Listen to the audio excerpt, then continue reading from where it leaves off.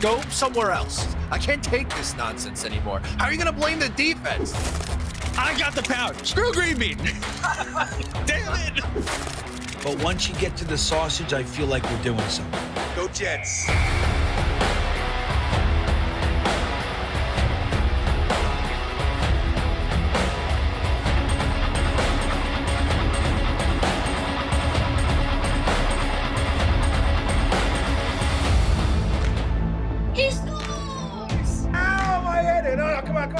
What would you give up to see a Jets Super Bowl? All of my friends and family.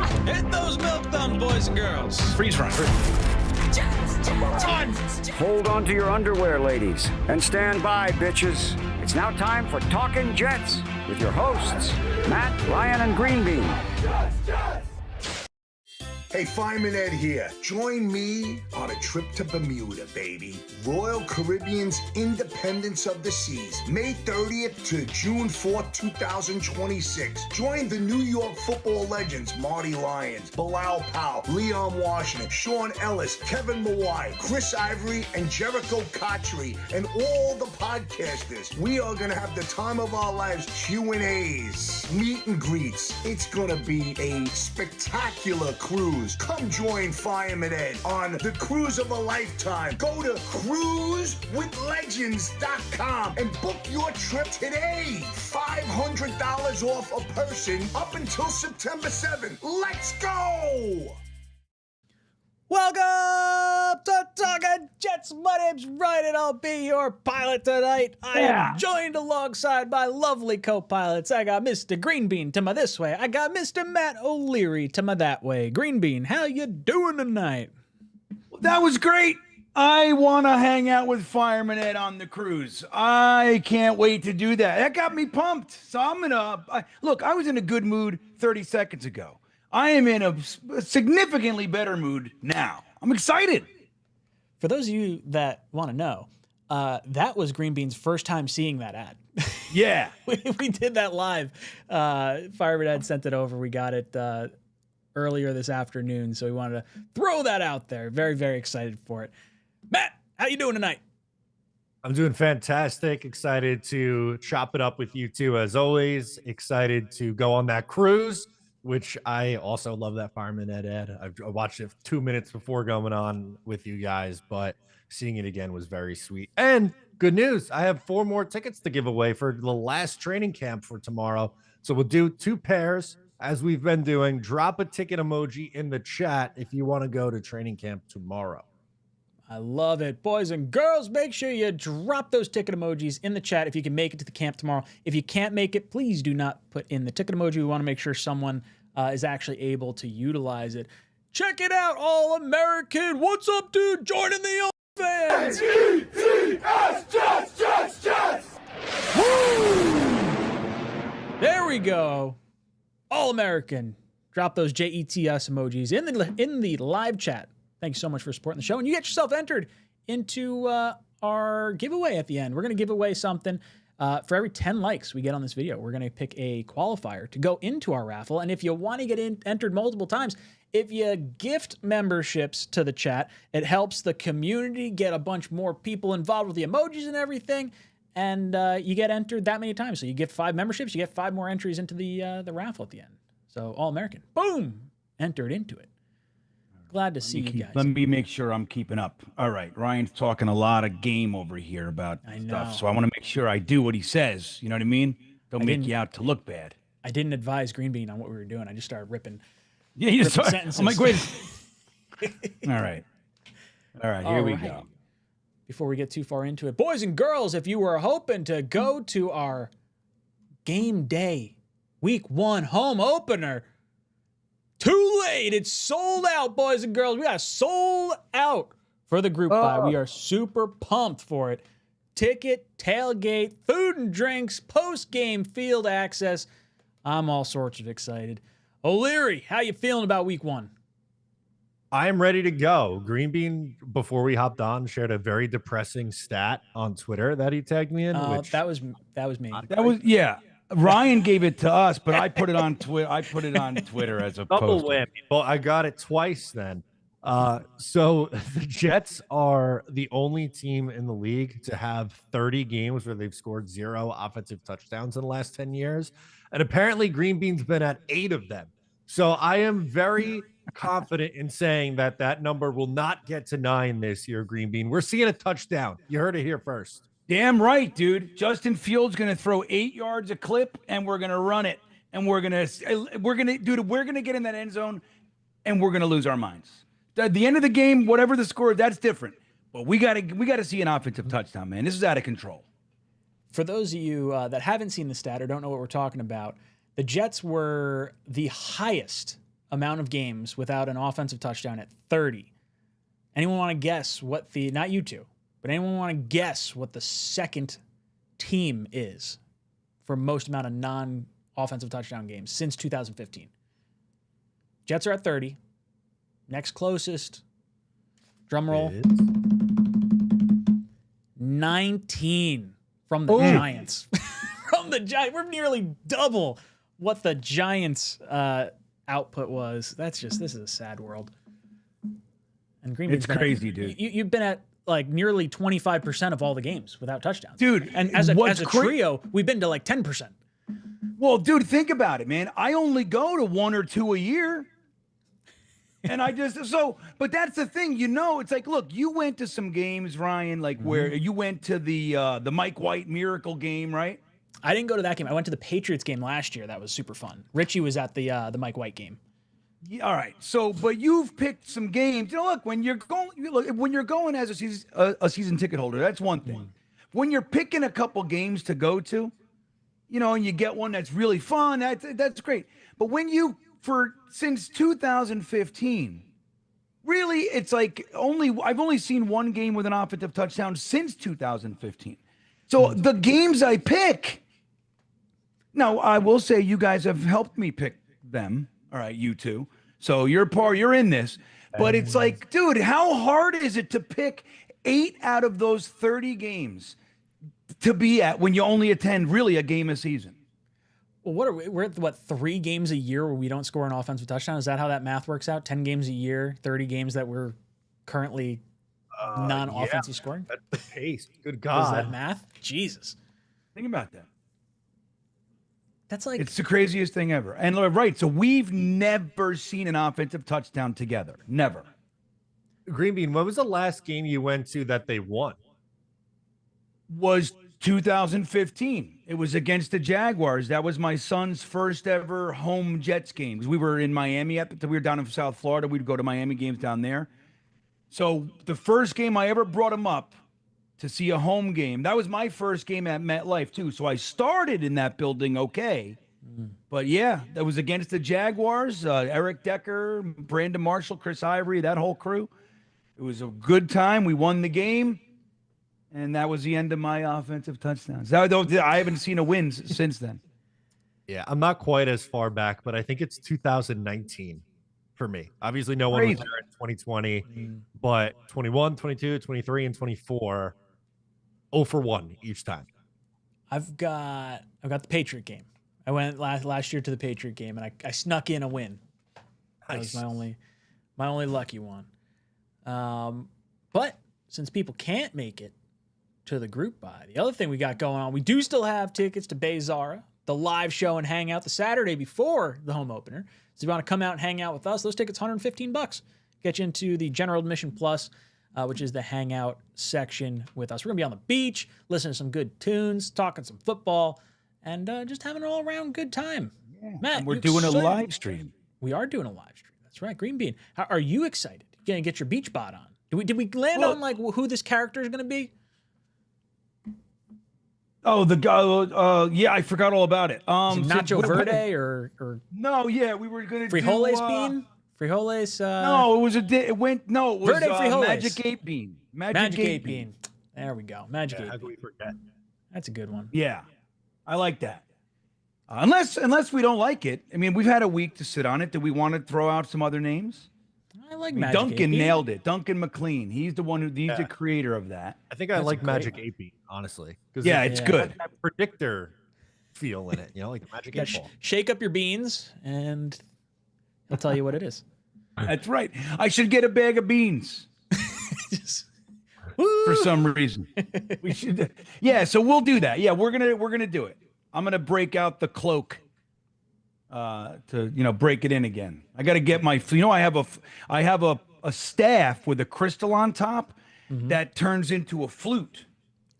Like the whole staff is a flute, and then I have a little compartment on top. If I remove the crystal, I could stick like some rock cassettes in there or something. Okay. Maybe that's where we could put the good luck beans, the beanstalk beans. It's the beanstalk. You're gonna be like playing the flute like you're that guy from Power Rangers. Zord comes up out of the water. Sorry, Power Rangers. I know. I'm sorry. Yeah, it's a tough one. But yeah. So anyway, I'm excited. That sounds fun to me. Yeah, we're gonna have a fun time. But yeah, you guys should come. We just sold 2 more of those, or didn't we? Or some? We sold at least one or two more of those this week. Yeah, we got a few people coming out to hang out with us. Should be a good time. Yeah, it's gonna be a good time. Hey, who's the last one? The guy Marcel. Marcel got a ticket. Excited. Nice. Got a whole bunch of people coming out. Yeah. That's gonna be the only way you hang out with us, or you get another ticket to the game and then you just come hang out by the tailgate. That's you cool. Crash it. Yeah, you can do that. You can do that. Crash the tailgate. We're powered by Rebel Ape for our live show too. Promo code JETS for 10% off at rebelapeshop.com. I think that's gonna keep me energized on that Saturday because that's a long day out in the sun, and then we got to do it all over again the next day. So I don't know about you. Well, I know about Green Bean. I don't know about Ryan, but I was gonna say this might be a light drinking day on the Saturday beforehand because we had a little party the last year before. And your boy was struggling a little bit the next day, overdid it. So I don't want to be in that same spot again this year. We got to get some Taylor ham, egg, and cheeses on the way up because we're going to have to wake up because tailgate starts at I think Tailgate Joe starts at 4 hours before the game. And I think the lot opens 5 hours before the game. Do I have that? Is that right? I think that's right. That sounds right. Unless it's 3 hours and 4 hours. But I think the lot opens 5 hours ahead of time. We could ask some people. You want me to reach out to Phil from Jet Nation or something right now? No, I'm sure someone in the chats. I bet it. We could find it. Somebody's got to know in here. Tony the GM should know. Why don't you know, Tony? Yeah. See, lots open 5 hours ahead of time. Duncan coming in with the great name. What would we do without him? Facts. Tonight? See, 8 a.m. for a 1 p.m. game. So we got to get there. We're going to try and get there for 8 a.m. Ooh. He's waking up at I'll be there. 6:37. Yeah. I slather myself in some sunscreen. Maybe aloe vera, depending on how burnt I get at 𝐒𝐫𝐞𝐫𝐢. The best thing about getting there at that time, though, is you park anywhere. The choosing of your parking spot. Mm-hmm. Isn't it great? Oh, it's huge. It's absolutely massive. The lot we're tailgating in is technically a platinum lot. So you're going to have to park adjacent if you get a gold parking pass. I'm going to send those pass codes out as soon as the Jets forward them over. It's usually a few days prior to the game. They send them out. Why they have to wait that long, I have no idea. But we'll get that out and everyone can get their passes. I'm excited. It's going to be a good time. Get to hang out with 2 of my favorite people and a bunch of other people that are also and Jeremy. And Jeremy. Yeah, 2 of our favorite people, Jeremy and Dom. Yeah, Dom. I was going to say Dom C will be there. It's going to be great, dude. I love it. You know who else is going to be there? Let me tell you guys who's going to be there. Now, if you guys have looked at my channel or heard me, whatever, I have that Dennis Byrd story video, right? The guy, my 2 Jets fan buddies that went to his hospital room the night that he was paralyzed and made it all the way up to his room with the pumpkin pie with the slice taken out of it and half a box of Girl Scout cookies. Well, that guy, one of them is named Ronnie. I haven't talked to him in 25 plus years. And I talked to him. Dennis Bird's daughter sent him a gift. And I found him, and he got so excited by everything that he bought 4 tickets for him, his wife, and his 2 sons.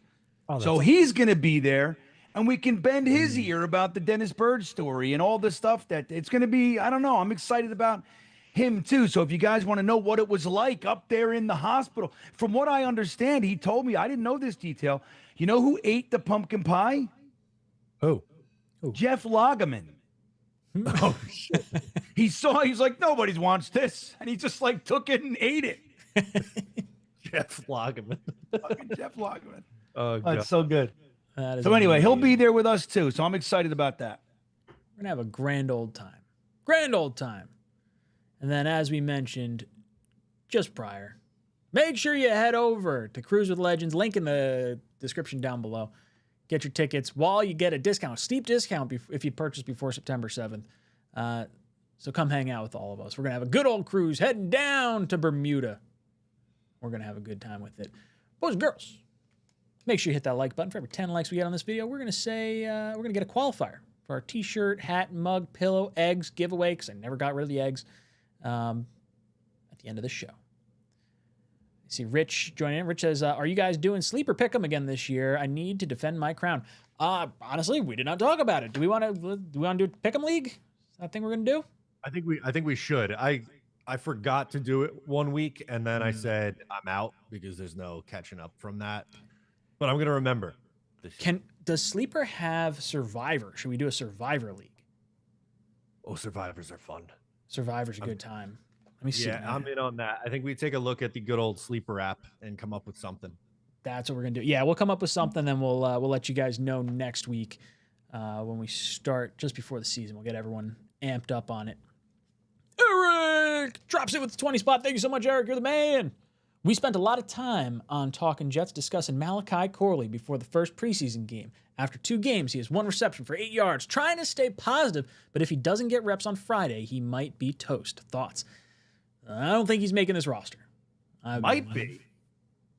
I don't know. So I don't think he is.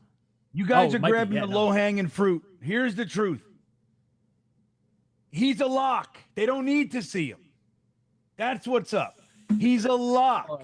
They are. Look, they said they threw him the ball 1 time. What happens? 8 yards, right? Through 3 people. He jukes 1 and knocks through a. They're like, dude, this guy's good. He's a lock. We don't even need to see him. Throw what's his name? Pokey McGinnis on the field, or whatever the fuck his name is. Throw that guy out there. Let's watch him drop 3 passes so we can make sure that we know he sucks. Malachi Corley, lock for the 53. They already know. It's been decided, everybody. That's my take. Wow. Confidence coming from the Magic 8 Bean. O'Leary, what do you think about Corley?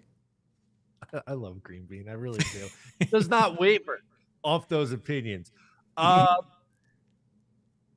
It's tough. It's really, really tough when guys like Otharius Wilson, whatever the hell his name is catching passes in the 4th quarter of the preseason games. I mean, we might see him in this game, right? Like they talked about, the starters probably aren't going to play, so he has a chance, I would imagine, to get some run, but I don't know if it's going to be enough to salvage what we've seen from him, unfortunately. I would really like to not cut a 3rd round pick from last year. Like that would just burn me up. Like there's too much talent to be drafted in the 3rd round and to be given up on before your 2nd season. Like that is going to drive me bonkers. I keep trying to figure out ways that like we could figure out how to like stash extra players. So like someone brought up last night when Tigo and I were talking, Alan Lazard possibly getting a short-term IR since he's a little banged up right now. Could you squeak him in? Or even like, I don't know if you can necessarily cut.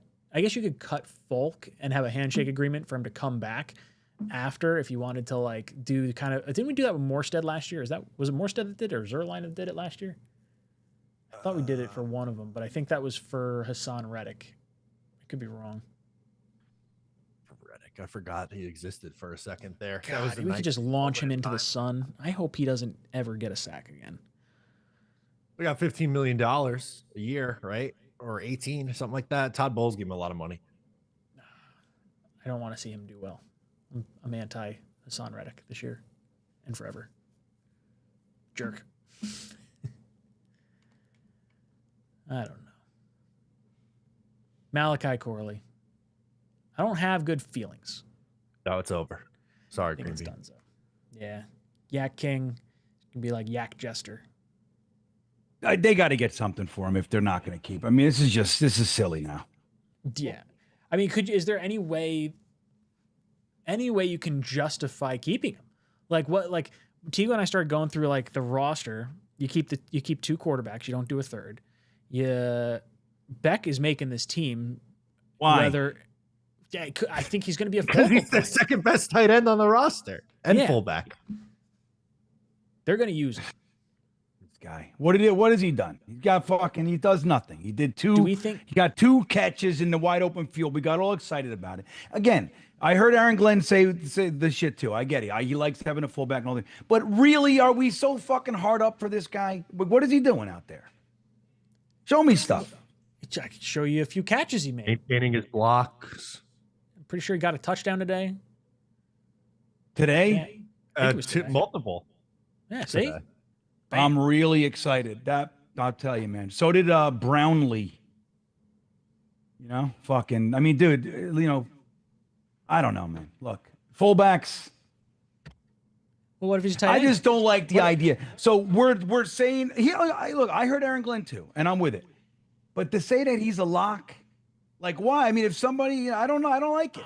Matt and I are both articulating that we think he's a lock. I would bet an entire dollar that Beck makes the team, and I would not bet that dollar that Corley makes the team. Well, that's fair. That makes sense. See? Well, if you bring money into the equation, I'm just being emotional.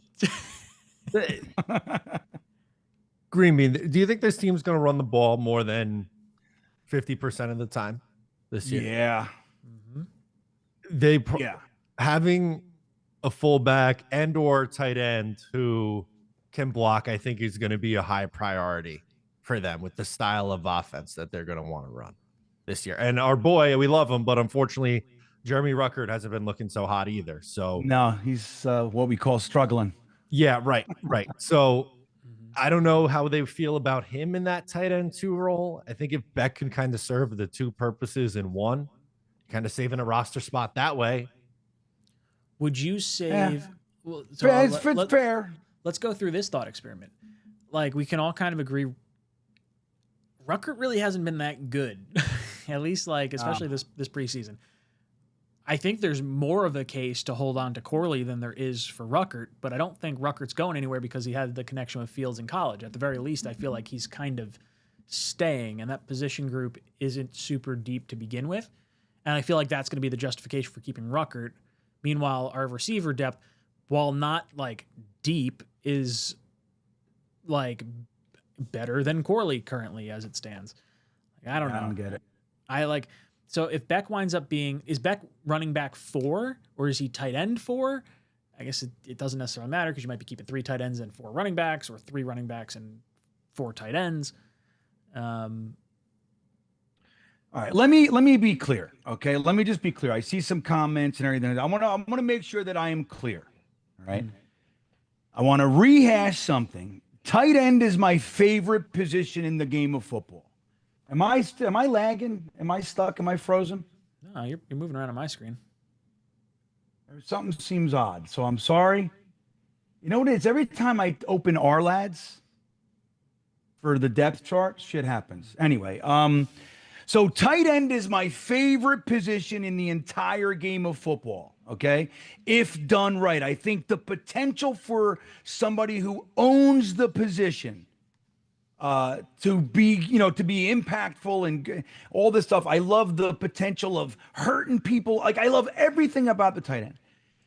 Conversely, I don't love fullbacks. I know that we like to blend them together and, he's a this, he could do that and all this kind of, and it's possible and I get it, but I don't like it. For the Jets and most of the time around the league, whenever you hear somebody say about a tight end, they're going to try him at fullback. Usually, especially with the Jets, but also elsewhere, that's the fucking death knell. That means that they don't know what to do with him. He sucks at tight end, so they're going to move him over here, and he's on his way out the door. It's like the the Stations of the Cross, so to speak. He's got to go here, and he's going to go fullback, and then he's dead. That's the way it's going to go. The reason that I don't like fullbacks, and I loved Brad Baxter in a different era, I loved fullbacks.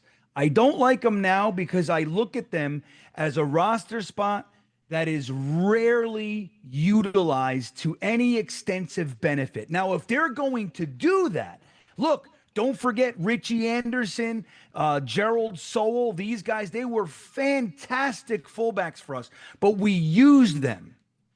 We keep these guys, these Tommy Bohannons and all this stuff, and he's great, he's fucking block. And there are other guys that personally I would rather see stay on the roster. And we have these fullbacks that are, added value because they can also play H-back and they can do this. And in a pinch, he could play halfback. Yeah, but they never do. So that's my problem. It's not like I love football guys, and generally, like we talk about bloody knuckles. Most of the time, if there's a fullback on your roster, he's going to instantly qualify for the Bloody Knuckles award, right? He's going to be in that mold. But for the Jets roster, I just hate keeping fullbacks because I've seen it time and time again. We don't do anything with them that's of any consequence. So that's my problem. In this, Matt brought up a great point, like with Ruckert and the fact that we're running the ball and the type of offense that we're likely to be. I get it. For me, and he's clearly done something that nobody likes this guy. But for my money, I'd rather see Malachi Corley, somebody with some potential to develop into something, who can be a running back, who can be a wide receiver, who's known to bring physicality. I just don't like, to me, putting them all on the table, I'm choosing Malachi Corley over an Andrew Beck. That's the clearest I can say it. I'm not anti the guy. I've been a Jets fan for a long time. It's been 15 years or more since we've utilized a fullback to any degree of fucking success. I just hate seeing them kept. And every coaching staff we get, they come in going, I love fullbacks. Why? Why do we get those guys? That's my 2 cents. The bloody knuckles guy being anti-fullback is like finding out about the Easter Bunny, man. That just hurts. What are you about to tell me about the Easter Bunny, Matt? Right. Does he not lay the eggs? What do you mean? Is he just stealing eggs? I think so. Gonna drop a bomb on you. So I was curious to see how many snaps Malachi Corley has on the preseason and how many snaps Andrew Beck has on the preseason. Green Bean, I want you to tell me which player you think has more snaps. Well, out of who? Malachi Corley and Andrew Beck. You mean, wait, so in what scenario? This Friday? No. Total snaps. Any regardless of position, just on the field, taking a snap. Take a guess. I'm gonna ask who Matt has too. more snaps on the field up to this point? I'm sorry, Correct. I'm correct. trying to... In preseason, there's been 2 games. Malachi Corley and Andrew Beck both played in those games. I want you to tell me who has more snaps total in the preseason. Beck. What do you think, Matt? I might say Corley because I think Beck might have been taken out after the starters came out. They are tied at 42 snaps apiece. Corley has 20 from the slot, 13 out wide, and he's got a total of 9 in between special teams. Kick coverage, kick return, punt return. And Andrew Beck has, he has 1 in kick coverage, 3 return, 4 in punt coverage, 7 in punt return. So a lot more on special teams. And then for offense, he's been out wide once, slot once, backfield 5 times, and inline 20 times. So definitely Corley has 33 when it comes to playing on offense. So Beck is lower than that. He's at 27. So Corley has more with the offense. But they did see a lot of the same snaps. Or a lot of the same exact amount of snaps. So what the fuck? I don't know. Maybe they're equally as important. Probably not. Oh, I'd like to see them throw, though. I'd like to see them use them more. I mean, the argument could be made, well, he's easily covered. I mean, I don't know. I haven't seen it. I got to watch the all 22 and see. I haven't really. I did that a little bit, but not to actually do anything. I was just messing around. Dude, last name last game was so hard to watch. Like I did the every play for Justin Fields. I was like, man, this is not a good game. This is a 1 for 5, I think was the stat line for Fields. Had 1 rush for 5 yards too. Like, I don't know. I'm hoping do you think it's more the Giant defense that was just dominant and like the Jets got caught off guard? Or do you think this is closer to what we're going to see in season, Matt? I don't know. I mean, dude, at the half, it was 7-6, wasn't it? Yes. Yeah, it was close. So what are we talking about here? We had a 12-play offensive drive. Starter had 4 yards. He didn't hit double digits across rushing or throwing. They ran the ball well in the first. Yeah, they ran the ball. No, I know. I'm saying that was a 12-play drive. They gave 9 yards total. What's that? Fields had 9 yards total. Yeah, but who cares? It was a running. They ran the ball. Who cares? Yeah, all right. But I'm just saying, 25% 4 yards is just crazy. But here's the 20% completion point. Like, percentage. we're looking at this game. Like, again, it's preseason. Remember last week we were all, everybody's going to the Super Bowl and we have 19 all pros, and that's what we were saying. We're going 0-17 now. I've seen the preseason. I know exactly how it's played.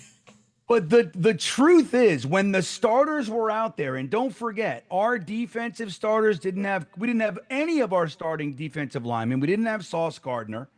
You know what I mean? So there was a lot of people missing. But it was a 7-6 game with the starters. And don't forget, their 7 was a moon ball.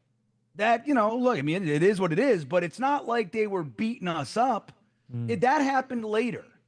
When we started getting into the third string and all that, that's when the game got, the top got blown off. But it's not as bad. I mean, it was boring and whatever, but we established the running game. We were able to have a 12-play offensive drive. Mm-hmm. Now, you'd like to see him get in the end zone, but they didn't. And I hear you, Fields didn't do much. But we're going to be a running offense. And there's going to be significantly more RPOs. They're not going to risk Justin Fields getting, banged up or anything like that, I would say. No, I think the offense, like you mentioned, it's been vanilla. You're not rushing Fields, other than like him scampering off in like a drop back. We haven't seen, I don't think we've seen any RPOs yet. So like, hopefully that's like coming out of the bag week 1. Right.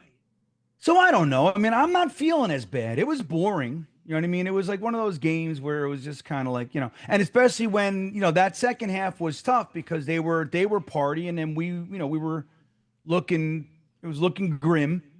But again, there was one blown play that gave them 7 points, and the rest of it was just a football, like back and forth. They didn't dominate anything. No, they did not. I don't really think of the Giants as dominating, but I would like to see us move the ball a little bit more. Matt, what were your thoughts on the how the starters performed versus the Giants? So I mentioned the rushing offense. I think it was 4.6 yards per carry in the first half, which is nice. They were moving the ball really well on that second drive, running the ball. Now, the passing attack, a little bit of a different story, right? With the 1 of 5 for 4 yards isn't good. The one completion was just a check down to Mason Taylor. I would like to see Garrett and Justin Fields get on the same page, which is something that we haven't saw in the preseason games. The third down throw that was broken up by Cordell Flott was a little bit behind Garrett Wilson. If that was thrown on the other hip and in front of him, that's probably a catch and a first down. And then if they get in the end zone, we're probably not having this conversation. Yep. Talking about how the offense is fine. But unfortunately, that's not what happened, right? It was a bad throw, and Fields is, an inconsistent passer, so that's going to happen, and they have to settle for a field goal. I think it's hard to evaluate the first team offense without seeing the full open playbook and Fields running around, because that's going to be a big part of what they do, I think. I'm just hoping we come out and beat the ever-loving piss out of the Steelers. I want Fields to just run it right down their throat. I want to see all the magic that is a mobile quarterback. And then I just want to take advantage of Aaron Rodgers not being mobile and just being like, ha, you got our sloppy thirds. That's what I want. So I just want to bring something up about Beck. This is just numerical statistics, but I just wanted, because I was curious. I'm like, I don't recall his best year as a receiver, best. Not as well, so he's played tight end and fullback. So his best year as a tight end, receptions wise, was 9 receptions for 90 yards. All right, that was his best year. He also had a touchdown. As a fullback, his best year was 11 receptions for 55 yards and 2 touchdowns. The last time that he had more than 0 catches was 2023. So that's what I'm saying. Like when we talk about guys, like you having a guy who just does his job really well, I'm a big fan of that. You need those guys, role players, solid. They don't have to be, not everybody has to be an all-pro, right? You need those guys. And he's a good blocker, but like, can we cut the shit already with this fucking guy? Like that he's somehow something. If he ends up being great, fantastic. But we've seen a couple receptions in the preseason, and we're going nuts. And I don't necessarily mean you, Matt and Ryan, a little bit you guys, but also the chat. Like, it's just like everybody needs to calm down with this guy. We're not talking about, we don't have the, we didn't just stumble on 𝐒𝐮𝐬𝐽 here. You know what I mean? And he's been in the league since 2019. And his best year is, as far as receiving, is 11 catches. So, well, the but he also added stats. Well, I was gonna say the Pro Football Reference stats. If that's what you're looking at, it looks worse because Houston and Green Bay both had him last year, so it looks like 0. And then there's a 2-team line that also has 0, so it's got 3 lines. 2023 was a season ago. It wasn't last season; it was the season before that.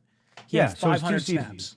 Yeah, very simple. But like, here's the thing: when you just said something really, really funny. I don't think you guys heard and caught how funny what Ryan said really is. He said, "Well, he was on 2 different teams, so it looks like 0." Well, no, it is 0. I get that. It's definitely it 0, everybody. But when could have been on 18 when you teams. look at the lines, instead of saying 0 for 1 season, it says 0 for 3 lines. That imply that, like, at first glance, looks like 3 years, and that's not. All right, let me raise you. Let me see your extra line because of the trade mid-year, right? And I'll raise you 2020 and 2021, where he also had 0. 2 more lines. So we'll take away my extra line and I'll add the 2 others. So I'm just saying, and I'm not trying to beat the guy down.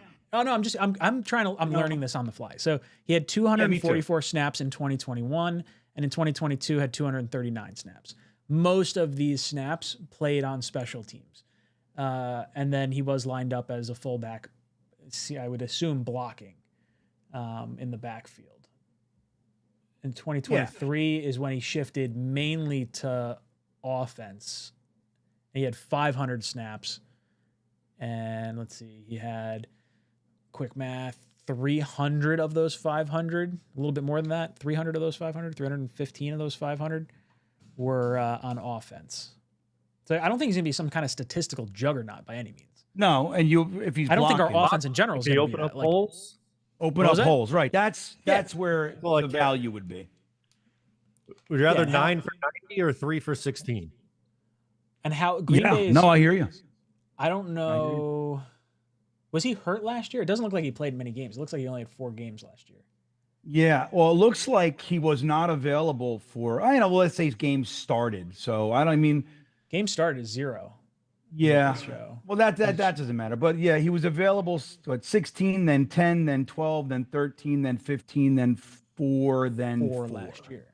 So he gets banged up because he's so physical. I don't know what happened last year that caused it. Let's see if we can find out. Let's see. And again, I want to make sure I'm clear. I'm not specifically bashing on him. I'm raising this for perspective. And I'm not at the camp. I'm not in their meeting rooms, and I'm not seeing all the stuff, right? But from my vantage point down here in Virginia, I'm just saying a 3rd-round pick with the college background of Malachi Corley, I just don't see Andrew Beck Unless they really believe, like Matt brought up earlier, if Ruckert is a whiff machine, they're like, bro, I don't know what's wrong with this guy. He can't, he's blocking 30% of the time. You know what I mean? Because he's flat out getting pushed aside and like falling on his face. It's ugly. So if they believe that, like we need Andrew, like he's the final tight end, okay. And it is what it is. So I don't see any injury for last year on the site I used. He was on the practice squad. That's what I was going to say. It seemed like he was not.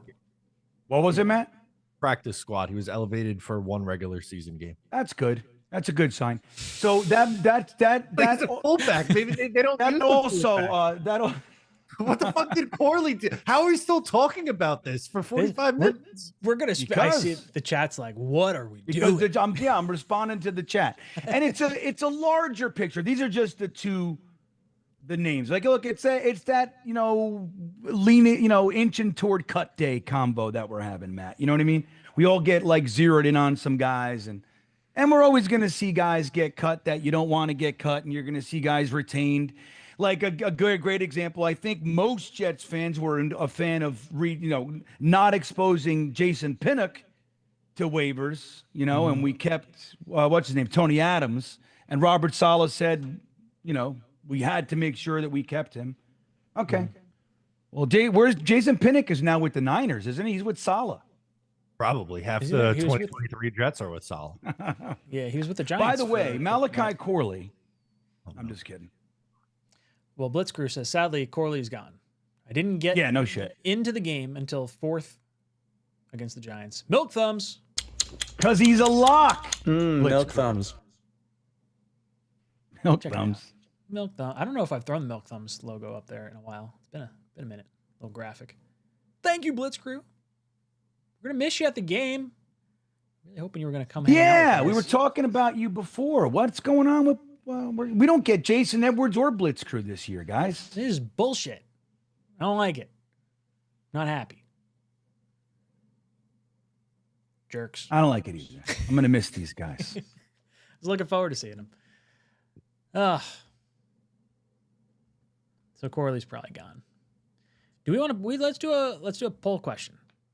Let's do Corley cut, not cut. I had one before. Or is he is right? You got to say it. Or is he not being given all that much playing time because they already know what they got. They already know he's the golden goose. So let's say makes the 53, cut, practice squad, traded. Those 4. Unless there's another. Matt, I'm doing it right now. Matt, just your thoughts. If the Jets do cut him, does he make it through waivers and on our practice squad? Maybe he goes with Robert Saleh to San Francisco. Who had to have him, right? Yeah. Wide receiver 4 in the draft last year. What'd they call him? Mini Debo or Debo Jr. or some shit? Debo Light, something like that. Yeah. I think that's a bullshit poll. I don't like this poll. Why? I'm not voting. I'm protesting this poll. Wyatt drops in. Not going to see Wyatt either this year. I know. Got a whole new crew. I know. Get to hang out with a whole bunch of different people. That's okay. The fullback position is having a slight resurgence. I think that hard running is more effective as backs get smaller and faster. Yeah, I mean, you're starting to see that pendulum kind of swing back the other way. Like, I feel like you are seeing a little bit more of the big ball kind of ground and pound style of play. It's not all finesse. Oh, now it's just a yes/no Corley cut. Yeah, I got my joke in. We could do it for real. Yeah, that was good. It caught me by surprise because I actually do, Matt. It took me about 2 seconds to get it. I was like, I totally it got me. It. What was the joke? I missed it. I read it as if you put it down like I said it. Oh, I said Corley cut question. Yes, absolutely, for sure, and something else. Yeah, some other way to say it. Like very briefly. Oh, that's great. Peter. Oh, sorry if you're going to No, go ahead. Peter comes in, says, good to be somewhat super nitpicky on who makes the 53 and who doesn't. I would guess Corley and Ruckert make the practice squad if no one else claims them. I just sort of assumed Ruckert would be making the roster, but like maybe they are going to the practice squad, and there's I mean I can't see anyone scooping Ruckert up. Corley, I think someone would take a flyer on him. Such a highly drafted guy. There's got to be someone that's willing to take on that 3rd round contract. Yeah, because they scouted him too. Lots of teams liked Corley. You know what I mean? Yeah. At least I the think Jets. so. There's got to be a team out there that's like, yeah, we'll flip you a 7th round pick or a 6th round pick for this guy. Even if we trade picks, if we're saying like, hey, give us your 7th and Corley, and we'll give you a 6th. Like, okay, fine. Like, at least get me something. I just don't want to cut him. Drive me bonkers. Right. That should be what we ask, right? Like, so realistically, like cut, kept, makes it through waivers to the P squad, or do we trade him? If you don't want him, you got to get something for him. There was that GM. I want to always say Polian. Bill Polian? He said if is he an owner or a GM? Bill Polian. Who was the GM? He was GM of the Colts, wasn't he? Yeah. So I believe it was him, but I might be wrong. But he said if you cut a player and he gets more than 2 waiver claims, you blew an opportunity to trade him. Ooh, that's a good way to word that. Yep. I think. And I believe in that. These guys should be working feverishly. Again, dude, even if, but that if doesn't you necessarily. I mean, I get what you're saying, but like a waiver claim doesn't necessarily mean the team's willing to also part with a 4-year controllable contract. Yeah, but also they're gonna cut guys too that you could, like let's say they don't want a defensive tackle. We're thin there, so you say, hey, look, we're both gonna cut this guy. This way, he's guaranteed to make it to me. I don't have to wait through True. The wire, and you can do stuff like that. Or like you said, you get a 2027 7th. Who cares? Get something. Enough pennies. You know what I mean? Got yourself $1. I like that. Wyatt says, next year, guys, I promise. We're going to hold you to it. Yeah. Connor Long. What's up, Connor? Says, Corley traded to Philly with Joe Douglas, 3 a.m. in Italy right now. Let's go, Jets. So Connor's in Italy. I tally. Go to bed. Now, what are you doing over there? Past your bedtime. Lights out. What's the legal drinking age over there? Is it like seeing over the counter? That might be. Yeah. Well, you can drink wine with dinner, I think. Ah, there you go. There you go, Connor. We're immediately bad influences. Yes. Didn't take us 3 seconds. We're here. So where is he in Italy? Which part of Italy? I think it's pronounced Itali, but I could be wrong. Where you at, Connor? Italy. Well, yeah, I love it. Good for Connor, man. I want to go to Italy. You guys ever been to Italy? I've never been overseas. I've only been Never? I've been like just in the North America, Mexico, Canada. That's it. Aruba. Been to Spain and the UK. I think is Aruba technically. No, had to have a passport. Aruba's its own country. Central America, Aruba. I don't know. Well, Central America is not a continent. It's still part of North America. I think it's until you get to like Panama. I think is where that line divides. Buffalo Jet fan, what's good, dude? He says, "What up, gents? I fear Tyler Barron is Ja'Kai Polite without the manners. Edge looking thin. Yeah, I mean, we really need Jermaine Johnson to get be healthy and be a guy, because that position is gonna hurt this year. By the end of the season, I have a few goals for this entire season. I don't care what the win-loss record is. I want 2 of them have already been achieved. Garrett and Sauce locked up. Love it. Now my attention moves to, is Jermaine Johnson healthy and fully back to form by the end of the season? If the answer is yes, I'm feeling good, and then I don't have to prioritize Edge so high. If he doesn't look good, then we're going to have to prioritize Edge potentially like a 2nd round pick, or some big money. Either way, it's not looking great. I don't want Ja'Kai Polite level play here. That was a 3rd round pick that didn't even make it through training camp. That's right. So bad. Better than, Corley's at least got a year on him. Yeah, doubled him. Ugh. I honestly haven't watched much Tyler Barron though. So how's he look so far? He's had his moments. I don't remember anything from either Miami guy, Tyler Barron or 𝐒𝐿𝐫𝐲. Mm-hmm. Haven't really felt like I've heard their names a ton. 𝐿𝐴𝐴𝐽𝐽 had a really nice special teams tackle, like violent. That was good to see. Real excited about it, you know, when you jump up and you're all pumped up. Tyler Barron, I saw there was a couple plays that I noticed him getting solid pressure. I think I may have seen him on a tackle too. Let me check in that. But yeah, I mean, he's a 7th round pick. I mean, if we're thinking that he's going to do more than 7th round pick type stuff, you know. But Buffalo's got a point. But here we have to make a decision. It's like this, and we've talked about this a little bit and last, you know, in the past couple weeks. But it's like we have a team that, safe to say, is likely to be out of the Super Bowl running. Right? Fair enough. So, do we sign a guy like Clowney or whoever to beef up the line, or do we just go into the season and we get Braden McGregor and Eric Watson, Tyler Barron, and all these guys? We get them all the playing time that they're going to need, you know, behind McDonald and JJ, and we see what we have, see how they develop, and we know what we're going into next year with. Like, where's the benefit, you know? Or it would really be something if we are an 8-win team and, you know, having a guy, you know, having a more consistent pass rush could have really pushed us over that edge and get into the wild card. I mean, but I don't know if that's real. So what do you guys think? I mean, you think it's, hey, we need to sign a guy, or it's better just to go into it and watch the young guys? I've been calling this season a soft tank.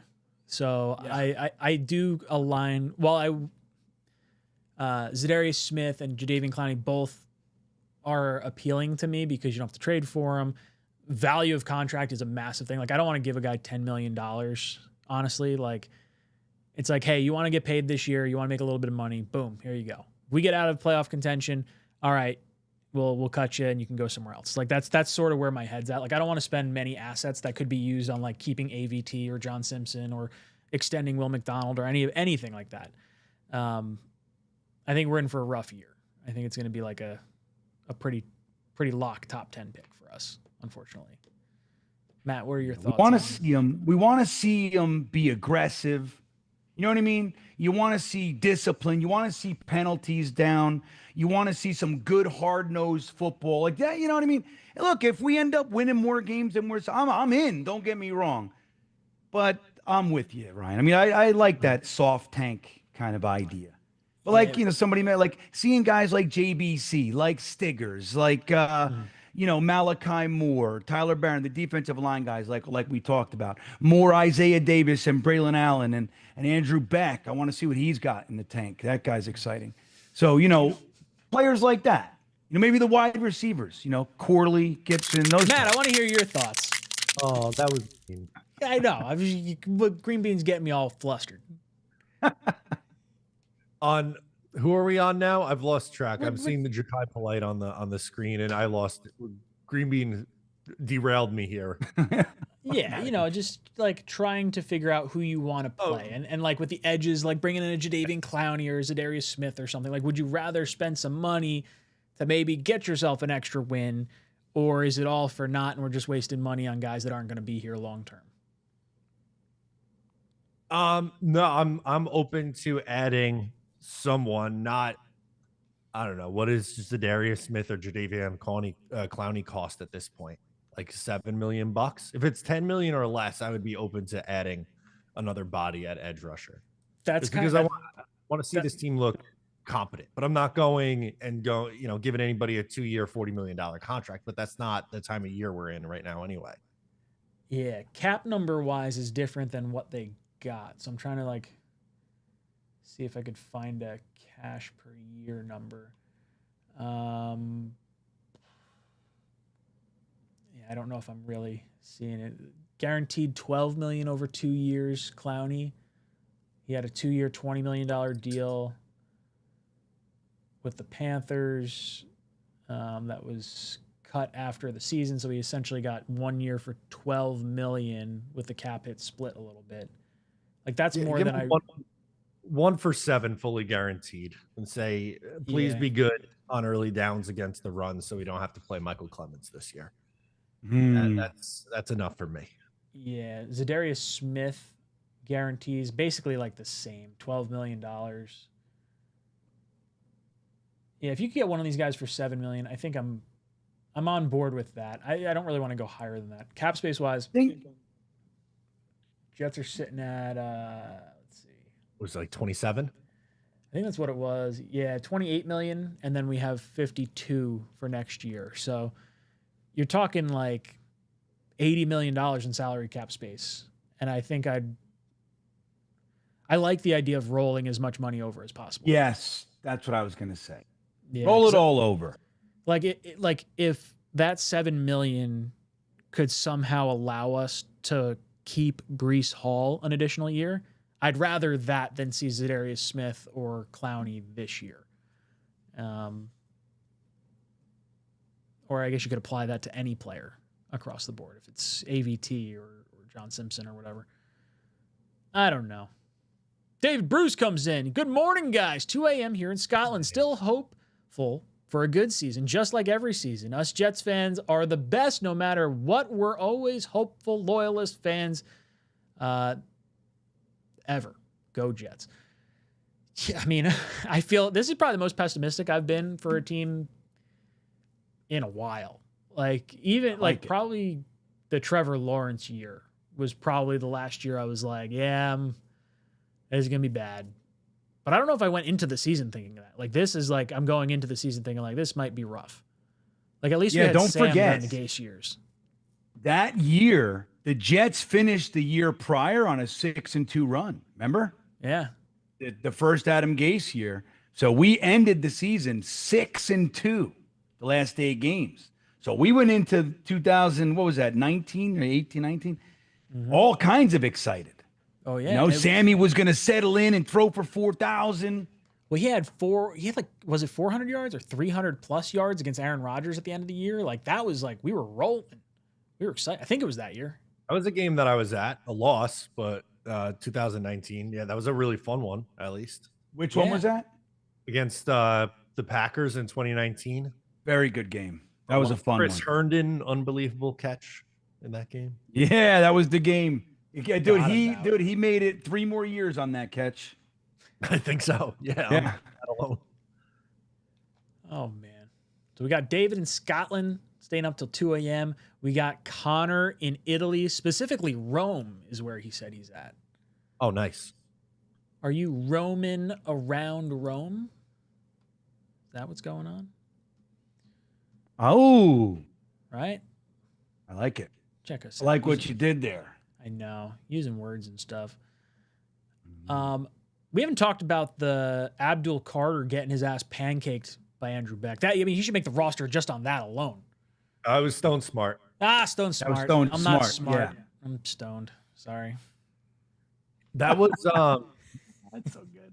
So when that happened, I chuckled to myself because of the irony of the tight end, the only tight end on the roster who is essentially like, he can't be an inline tight end. He's a slot tight end, and then made that block. So I was telling Anthony of Fireside Giants, I was like, wow, like that was just really unexpected. And then the clip obviously, made the rounds after that, but very surprised at the reaction on social from our guy Abdul Carter here, huh?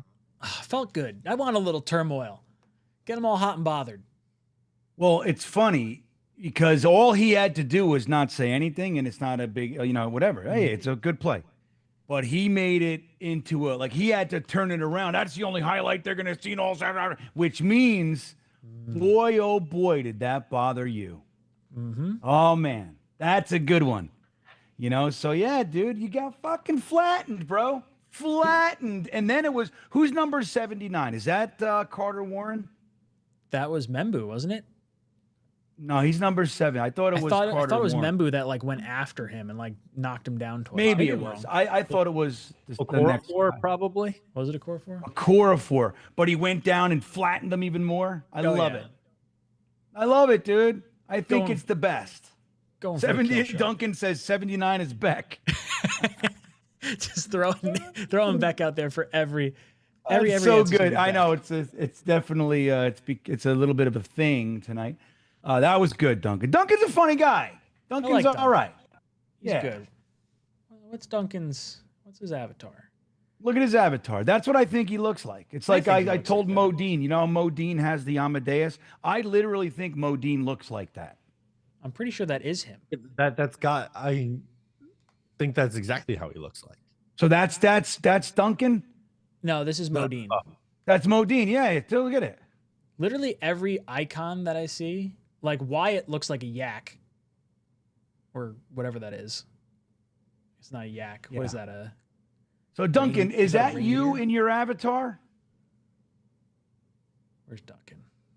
Super Bowl or bust? Fucking Wyatt. Ah, it's an love you elk. guys. There we go. That's how I'm calling it a reindeer. All over the place. I don't know my wild animals. Oh, it's the best. jeez. So yeah, Duncan, you got to tell us if that's you. These guys get crazy. They don't want, they're going to lose a little bit of their anonymity. They get quiet, I do look like that. It's an AI pic of a photo. It's an AI pic of a photo of you. Okay. You'll look good. He's a good-looking fellow, this Duncan McLean. Yeah. He's funny. You got everything. You got it all, bro. Save some for the rest of us. Right. Look at that. Those flowing locks, Matt. Look at that. Speaking of Modine, running out of things to talk about, we need to have the season start and have Jets lose games so we can really get into it. We got plenty to talk about. Got so much to talk about. Talk about Ruckert. Talk about I guess We spent 45 minutes on Andrew Beck. You didn't like that? the podcast. And to format's be fair, wonderful. that was also some Malachi Corley in there, Matt. That's true. We've been doing this show for 7 years. You haven't caught on to what this is. It's three guys hanging out with a bunch of other guys in the chat, and whatever comes up through the chat is kind of what we talk about. And draft time. You guys pretty much, you control this. Well, what else? Did you guys see the Garrett Wilson touchdown catch today? Real nice catch in the I didn't catch the clip. I'm gonna look You it up didn't right see now. it? What the most important thing, it was a great catch. But the most important thing was the safety, or who I couldn't see who it was. I got to look at the number. But he pulled up at the last second, as you should in practice. But that's the play of the game. The fact that guy they were so close to colliding, and he pulled up to not hit Garrett Wilson, because he would have been fucking crushed. They were like running full speed at each other. It would have been ugly. So that's the play of the game. That defense. You see it? That was a nice catch, and that was a good dodge by that. If that safety came over Who and is took that? his fucking head off, was it Adams? Was it? I'm Whoever trying to it see the is, number just went up a tick with me. 20? Was it 20? It's hard to see it. That goes so fast. Michael Carter, it looked like, number 30. Oh, was it 30? Good on Michael Carter. Oh yeah, the jersey's wrinkled a little bit. Damn. Wait, who was it? Garrett's It so was good. Michael I really- Carter? Yeah. Yeah, well, that's good. He's a guy I trust, right? Of course. Yeah. He goes, Smart. I can't concuss our number one receiver here. Yeah. Can you imagine? They'd be like, we're gonna launch you into the sun. Dude, I love the call out from Green Bean on the Garrett catch. I think the highlight for me today was Aaron Glenn's presser. I thought he had two all-time quotes today. drop 'em. The one going back and forth about whether or not it's a passing league, and then him saying that he doesn't want to trade Breece Hall. Yeah. I like that. And that doesn't mean I'm trading Brees. He was talking about Braylon Allen and like, oh, we have three backs who do, this well. He's like, that doesn't mean I'm trading Brees. I like having three guys. I wish we had more than three guys even. But it was funny how he said it. Yeah, I like that too. This Aaron Glenn guy, man, it's like he says nice things. He says good stuff, doesn't he? I mean, honestly, it feels good to feel like we have a coaching staff that makes sense. Like, I don't know how many games we're going to win. I don't know any of that, but like, I feel like I respect this coaching staff more than I did the previous regime. Now, when Saleh came in and he had LaFleur and he had Greg Knapp and Ulbrich coming in, like that to me, prior to seeing how things transpired, was good. I liked that coaching staff. And then once the Hackett and Rodgers experience kind of happened, then I sort of soured on it. But I think that had more to do with Rodgers and the way we needed to like contort ourselves to like kowtow to him, more than it said about Saleh and the rest of the coaching staff itself. This is probably my favorite coaching staff we've had in a while, without seeing obviously proof in regular season yet. Yeah. I didn't like, well, I'll tell you what, the Adam Gase staff, I loved Greg Williams, right? Loved Greg. I still love Greg Williams. I thought he got kind of a raw deal, kind of fell on the sword, so to speak. Yeah. But I liked, so that, other than that, like, I couldn't tell you, like, Adam Gase's staff was Jim Bob such Cooter. Garbage.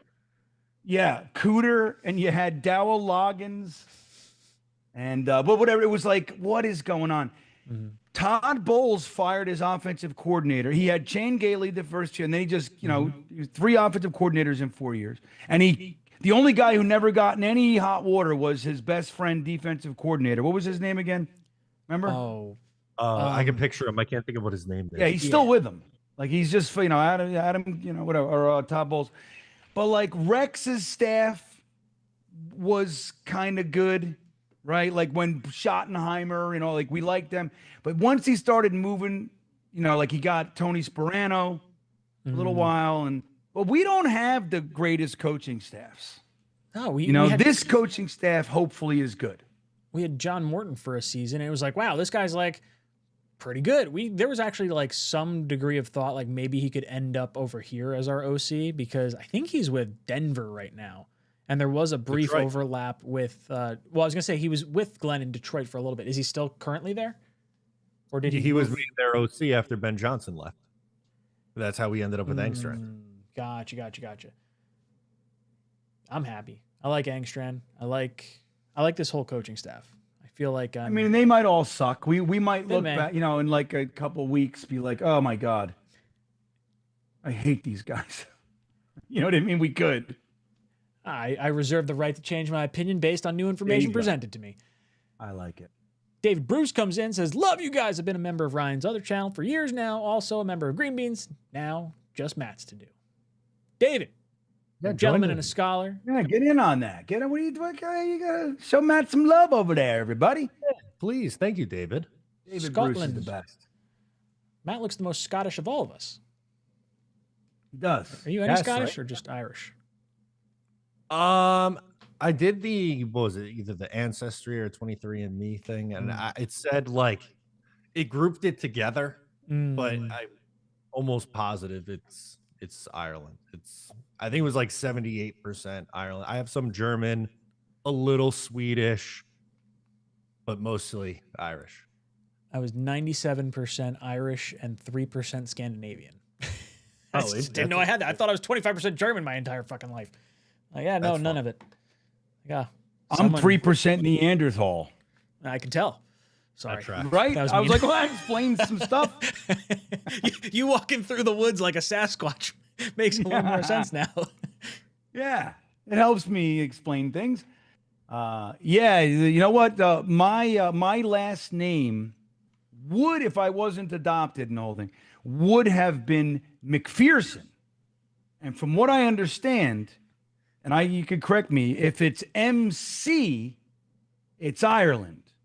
And if it's MAC, it's Scotland, McPherson. I might have that, but I would be MAC. Either way, I got Scottish, English, Irish going on in there. But I think, you know what? I think I had it backwards. I think MAC is Irish. So I'm more Irish than I am Scottish. What do you think, David Bruce? Talk about it. Help me. Duncan says he thinks you're 2% Beck. I'm 2% Corley. Malachi Corley in his blood. There you go. Gangrene Gene. I'm buying an Austin McNamara jersey. Dude's been a stud. We got ourselves a punter. I hate that we had to use him 6 times in this game against the Giants, but yeah, guy just puts everything inside the 20. I love it. Let's lock him up. Yep. I'll get a jersey. I gotta talk to his dad. I still haven't met his dad, and I want to see if I can get maybe. You know what? If I could buy a McNamara jersey, I can get it signed by him. I'll wear it. I was a punter in high school, so there's like sort of ish makes sense. Yeah. Why not? Greenback. Yeah, Greenback is good. Eddie McGuire says MC is Irish, MAC is Scottish. So I would be Scottish. Ah. So Can't Touch This is basically like Irish rap. Get it? MC Hammer. Bum, bum, tss. Sorry, dad joke. My yeah, kids I don't even know. You lost me. Can't touch this. MC Hammer, not Mac Hammer. Mac Hammer would be Scottish. Better than I gave it credit for. That was some good stuff, Brian. I'm sorry. That was good. No, it was good. That was creative. I liked it. Yeah, a little bit. Tony the GM says everyone's sleeping on Cook. His arm talent, some athletic ability. I mean, I'd be happy if he could be a long-term backup, but like that's about it for my. That'd be a win, though. It would. A UDFA into a backup for 3 or 4 years. That would be pretty nice. Done. Don't talk to Tony 𝐒𝐿𝐫𝐞𝐫𝐢𝐻 about that. It is the Martinez package time. Now, but who do you guys prefer, Brady Cook or Martinez in that spot? I think Martinez is the better player. Tigo and I were having this conversation last night. There's a bunch of players on this team that make or don't make the roster based on the mindset of the coaches. So, like, for example, if you're trying to win as many games as possible, Martinez is probably the correct player to retain, whether it's on the practice squad or not. If you're more looking towards the future and maybe quarterback 3 doesn't really matter to you, then I think Cook is the answer to that question. I'm trying to think what other players we sort of threw around in this like the Carter Warren, Max Mitchell situation. Like Max Mitchell probably makes more sense right now, but he's going to be gone after this year. Where Carter Warren, like, could you develop him for a year and then also have him under contract for next year? Like is that someone you want to hold on to? And I feel like there's a few players that fall into those categories. Like, honestly, Lazard is kind of one of those guys. Like, would I rather a year of Lazard, or would I rather move off of him and try to retain someone like a Corley? Like clearly Lazard's the better player, but Corley, you have 3 more years of contractual control and hope that he could develop into something. But here's the question. Here's where I think we have to think about this. Tyrod Taylor is hurt now. He's also known for being hurt. Mm-hmm. He's our number 2. If Justin Fields either gets hurt or sucks the balls, if we want to have somebody come in with competence right now, and I think Martinez could be a long-term answer at backup, who would you prefer, Martinez or Brady Cook coming in? Brady Cook, I think, would be more of like a Luke Falk situation where it's like just utter embarrassment at this point anyway. That's my thought. What do you think? I think if we get down to our 3rd string quarterback, we're in such a world of hurt. I'm not overly concerned. I think Martinez is the better quarterback, though, right now, 100%. He looks pretty sharp.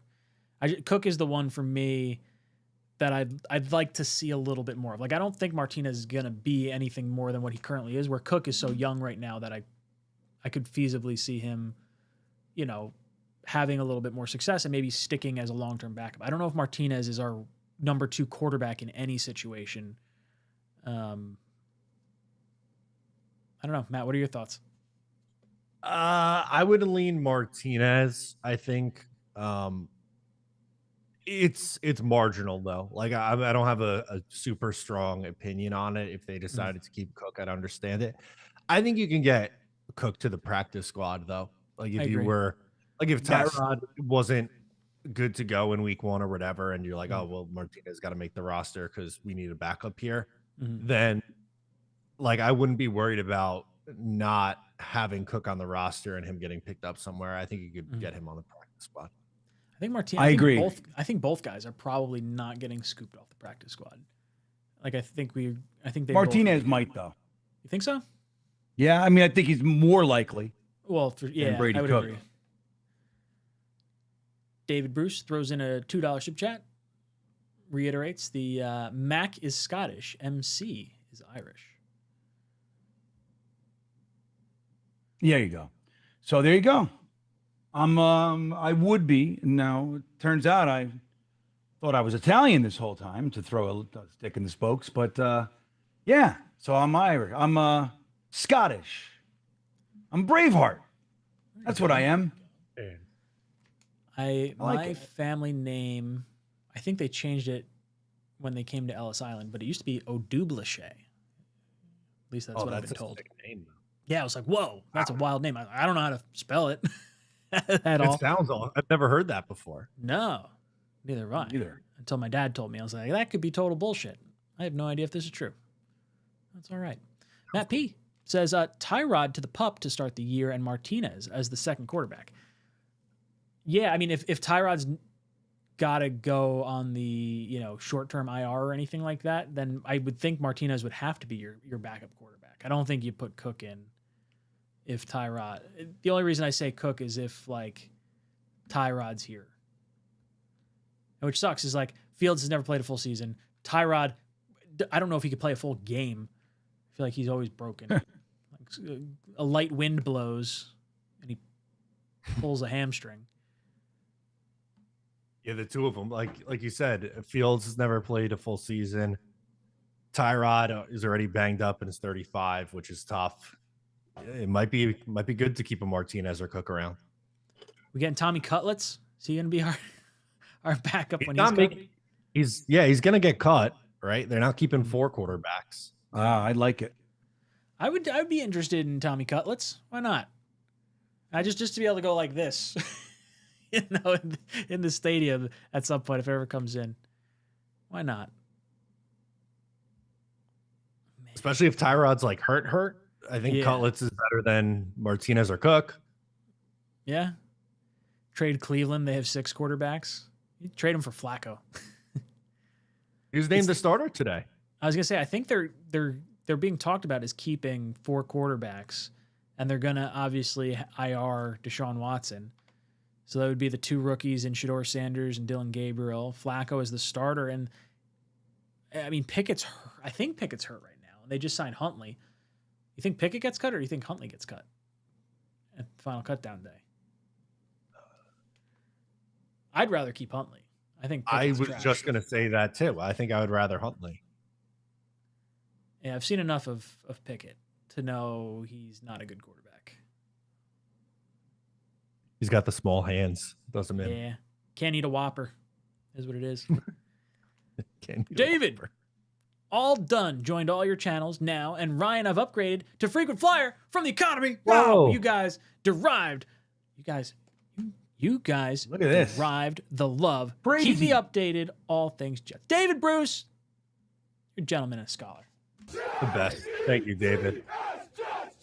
Love that guy. Boom. And the thing is, it's like 3 a.m. when he's doing all this madness. That is dedication.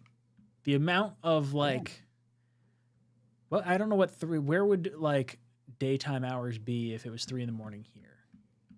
Be like Japan, maybe? Probably somewhere in the Pacific. I think it's like 12-hour difference. Yeah, well, yeah, because 5-hour difference would put you in the middle of the ocean. So I guess we'd have to go further than that. Maybe Hawaii? Is Hawaii 5 hours? I honestly don't know. I don't know. Either way, David, you're a gentleman. Eddie says, they cut Deshaun Jackson, I thought. Nope. No. Can't. Hurt. IR. That contract just gets better and better. Eddie says, Cook has better arm than Dart. I don't know about that. Ugh. Who said that? That was Eddie McGuire. Mick Guire. Oh. Clearly Irish. No. I don't know, buddy. That's a little hopium, I think. Ooh, Yeah. Robert Killian. McKee would be nice, but Philly will keep him. Yeah, they will. There's no reason for them to move him. He was someone a lot of us talked about, was it 2 years ago when he came out? Yes. He's the Stanford quarterback. Japan 13 hours ahead. I was close. I had 12. That was it. Pretty good guess. Sean says Dart was the best quarterback in the draft. Dude, the throw that Cam Ward had to the receiver that I don't know off the top of my head, but dropped the ball. Oh, It's a nice throw. Really, really nice throw. Shador's looked Which pretty one? good. Cam Ward had a nice throw, I think, from this most recent preseason game. I saw a clip of it, and I was like, ooh, that was a nice, like, most receivers would have caught that ball. Should have been a catch. We are going into game 1, and Fields has not completed a pass to a wide receiver in any preseason game. I definitely did not notice that. I mean, I noticed that it was bad, but it didn't occur to me that it wasn't to a receiver. He's played 3 drives. Yeah. I mean, I would hope my quarterback in 3 drives could complete a pass to a wide receiver. I could understand. How many attempts? How many attempts? I think it's like 10. Maybe. Yep. And how many completions does he have total? What's 4, I think. I think he was 3 of 4 the first one, and I think he was 1 of 5 the second. I'm pulling up the Packers one. It was 1 of 5 and 3 of 4. Yeah, he has 4 completions so far. And it was what? It's not enough of a sample. And I get it. Passing is not his strong suit. He needs to improve as a passer if he's going to be the long-term answer here. But I think we're getting too far into the evaluation. Yeah. Yeah, you don't want to drill down too hard on the, like, not to mention, like, we don't really have a crazy ton of receivers outside of Garrett anyway. Like, it's going to wind up being Brees and the tight ends and the fullback, assuming he makes the roster. So, like, you're probably going to, like, read number 3 or 4 to get someone outside of Garrett, realistically. And I don't know if Fields is getting that far. I don't know if he's going through 3 progressions. I think they're going to roll him out a lot. I think it's going to be a lot of, like, okay, Garrett's crossing the formation, or, a quick pass to him. And then it's going to be the tight end drags across and the running back ends up in the flat, and everyone's just kind of like in layers. And then if they're not open, he's just going to take off and run. I think that's what we're going to see. I'm interested to see if Garrett gets to his 1,000 yards though. 'Cause, like, just based on, like, the practice clips that I've seen of Fields and the games that we've seen of Fields, it does have me slightly concerned that teams are just going to double cover Garrett and then just stack the box. And then they're just going to force Fields to, like, go over the top on him. He's going to have to hit some of those. Yep. So do that. Dump it off to the running backs all day. Also, this stat is not accurate too, by the way, because a good call out from someone in the chat, Jonathan Fernandez, got me thinking. He said, didn't he complete a pass to Tyler Johnson in the Packers game? And yes, he did. Ah, there you go. See? Wait, say that again. He completed a pass to Tyler Johnson in the Packers game. There you go. See? We got one. See? He doesn't suck. Ha ha. He completed 4 passes, 1 to a wide receiver, 2 to a fullback / tight end, and 1 to a running back. I think he's great. AZ says, our you know what O-line sucks? and young tackles will dictate this year. Sorry, Greenbean. Go on. Yeah. Well, and you know what? I think he's got it, or, I don't know. AZ, you could be a she. I apologize. I know lots of women named as ass. Hey, ass. Anyway. So the thing is for this season is that, like, what I would like to call realistic expectations for this year. That said, I would love to have a miracle year and do all kinds of fun stuff. But for me, what really matters is that we beat Aaron fucking Rodgers week 1. Okay? That's it. Mm-hmm. We got to do that. Right? And then the rest of the season, I could put my feet up and just watch it unfold I want to see an offensive touchdown, sitting with Ryan and Matt. I want to see Aaron Rodgers on his back. I want to see him look old. I want to win that game. And the problem is that Justin Fields is going to take fucking 6 weeks to get going in this offense, and it's going to suck. And that defense is not the defense to kind of cut your teeth and, like, comfortably settle into the NFL season. They're going to kill him. They're going to be chasing him all over the place. So it's just that, it's like that conflict. I just want to beat Aaron Rodgers. Can we just go see a damn victory, especially like that? Like to beat him. Dude, the fan base is going to be rowdy that game. Like it's going to be a very loud stadium when Rodgers, like I think Rodgers is going to get booed when he comes out.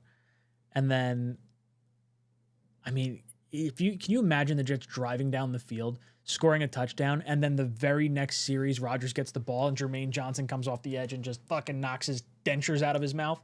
Oh, it'd be so good. And if he, he sees him and he tries to get away, but he's old and limpy and gimpy and he just can't do it and he gets crushed. Like, that's what I want. And the blood splatters out of his fucking exploded skull. Yeah. With his new helmet that he doesn't like. They made him wear a new helmet for the first time in his career and it doesn't work right. It's going to be the whole reason why he stinks this year. It's not going to be because he's 150 years old. It's because the helmet's too tight. Yeah. Like, though, I just want to win that game. And of course, I want to see competitive football. As I said, I want to see him get better throughout the year. But we got that game week 1. I want to win that game, guys. That's what I want. That's what I'm asking for Christmas. Want an early Christmas What do you think? present. That's honestly, you think it's real? You think we're going to win? I think there's a shot. I really do. Because I think the Jets defense is going to be motivated to get after Rodgers. I think Glenn's going to be fired up a little bit because of some of the way that whole Rodgers leaving went down. I do think Rodgers is going to try and motivate himself with the Jets being his first opponent, but I don't think there's a lot in the tank there. And if Sauce can lock up DK and the Jets can kind of take care of business on defense, we got a puncher's chance. Yeah, I don't think it's going to be a high-scoring game. I'm talking 9-12. That's where, I don't know if we're seeing an offensive touchdown, because of what I think this team could be or game could be. 16-13, baby. Yeah. 1 touchdown and 2 touchdowns and a safety. That's what we'll get. That's how we get. Okay, that's cool. That's what I want. I like that more. That sounds nicer. I had something I want to throw. So Beefy's saying, I don't get all the Aaron Rodgers hate. Let me clarify at least my stance too. I don't hate Aaron Rodgers. I don't think he didn't, do anything other than just not be very good, for us, what we needed. I don't hate him. And the Jets chose not to keep him. My whole problem is this. We are routinely, many times each year, there are scenarios created to give us the golden opportunity to look like complete morons. And as a fan base, have to absorb that ordeal. I'm tired of it. I'm tired of the guy the Jets chose not to keep coming into our house week 1 and throwing for 300 plus and 3 touchdowns. I'm just sick of that. I want it to stop. That's what it is. That's why that game's so important to me. In addition to wanting to win a game and all that. But it's not like I hate Aaron Rodgers like I hated Tom Brady. It's very simple. We cut him. The word was he wanted to stay. If he stayed, Devontae Adams would have stayed. So we had, and I get the whole thing, but I'm just saying, that was the path we chose. The team that he went to, we're playing first. And if he comes in and he looks like a guy, if he looks like Aaron Rodgers, and just that 2 years with the Jets was the problem. You know what I mean? Yes. Yep. I'm totally on board. I don't want to deal with the narratives. Yes. I don't want to deal with the narratives. You guys and also, tired of it I'm too? hurt from the last 2 years. I know it wasn't his fault. The Achilles popped, and he had to get healthy. He looked better towards the end of last year. I don't care. I was miserable for the last 2 years. I want to extract revenge on Aaron Rodgers for the pain I felt, and that's going back 2 years. I would have still signed him like that. That was the right move. It was the correct move to make as the Jets, and it sucks. It really sucks. But I don't want the narrative, as Matt and Bean has narrative. That's the right way to say it. My wordy ass diatribe Matt just says, I don't want the narrative. And everybody goes, oh, right. Oh, yeah. okay. That makes sense. There you go. That's how to say it. That's why we're a team. You do the give a bunch of the context, and then I summarize in a sentence. I love that. That's good for me. This works. AZ says our O-line and young tackles will dictate this year. I think, yeah, I mean, a lot of it will, but it's going to be Ken Fields get the ball downfield when he doesn't have, like when he's got one-on-one opportunities. We're going to have the box stacked against us. The Jets are going to run. We're going to see like a 60% run split, and teams are going to know it, and they're going to force Fields to throw. So I think while, yes, you know, the O-line is going to dictate a lot of that, I think it still comes down to Fields being able to throw the ball will dictate how much success we ultimately have. Matt, is that sort of how you feel as well? Or you got some other feelings? You think the O-line dictates how we do this year? Yeah, I think the offensive line is going to be one of the Jets' better units. I think they're going to be pushed to be a top 10 offensive line in football. I expect the Jets to be able to run the ball well this year. So, yeah, kind of like you said, the difference, you know, if they're 29th in the NFL in passing, then they're probably going to be, you know, a 5-win team. If they could be 20th, which is still below average, but not horrendous, so that's where we start to get into the conversation of 8-9 win football team. So I do agree with you. I think it's going to really be on how much development we see in this passing game and if they can get anything out of the quarterback position. Bean, what about you? You think O-line is going to dictate how this goes, or you think it's... Yeah. Well, this is going to be great. And I think the whole year, like we have that, like, and I like the way you said young tackles, but I think it's more than the tackles too, because we are going to try to run the ball, right? So if our line, and we have heavy hitting running backs.